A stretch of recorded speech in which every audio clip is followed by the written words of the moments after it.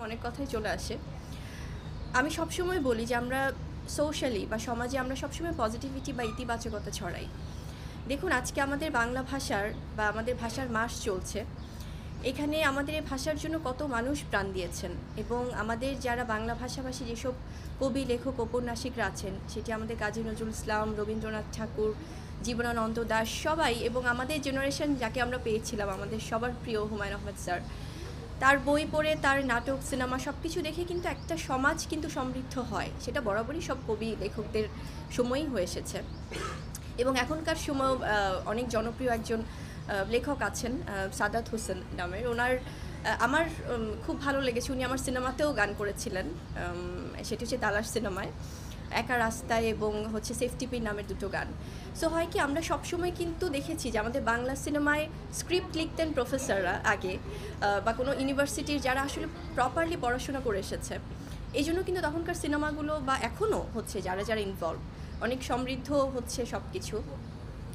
আমি চাই যে আমাদের সিনেমার পাশাপাশি এই যে আজকে শিমুল ভাই, উনি অভিনয়ের পাশাপাশি ওনার অন্যান্য আরও অনেক কাজ আছে, ব্যবসা আছে, বা অনেক কিছুই উনি করছেন।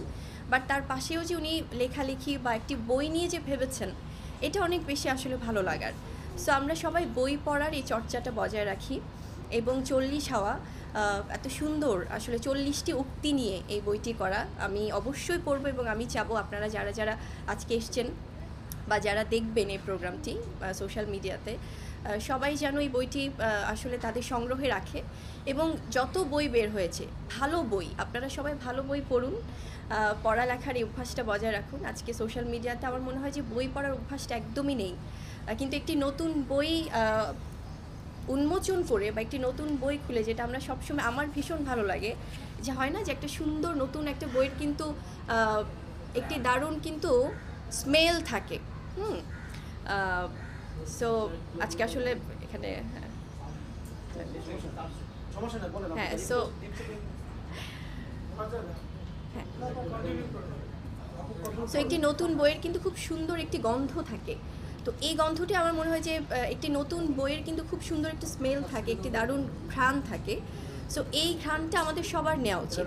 সো আমরা পড়ার অভ্যাসটা বজায় রাখি, এবং আমার পক্ষ থেকে আবারও 40 হাওয়া বইটির জন্য অনেক শুভকামনা, এবং আমার পক্ষ থেকে আন্তরিক ধন্যবাদ এবং কৃতজ্ঞতা জানাচ্ছি আমি আবারও শিমুল ভাই আপনাকে, আর যারা যারা এখানে উপস্থিত আছেন, জুয়েল ভাই আছেন, আমাদের প্রকাশক ভাই আছেন, আমাদের আরেক ভাই আছেন, রাইট। সো সবার প্রতি আমার অনেক কৃতজ্ঞতা, এবং আপনারা যে এসেছেন একটি ভালো কাজে। আসলে আমাদের সাংবাদিক ভাই বোনেরা কিন্তু শুধুমাত্র, অনেকেই বলে যে ওনারা সবসময় যে কোনো কাজের সাথে, ভালো কাজের সাথে সম্পৃক্ত থাকে, এবং আজকেও সেটা প্রমাণ হলো। একদমই কোনো প্রকার প্রস্তুতি ছাড়া, কোনো প্রকার আয়োজন ছাড়া আমরা খুব ছিমছামভাবে আজকে সুন্দর একটা আয়োজনে সামিল হলাম।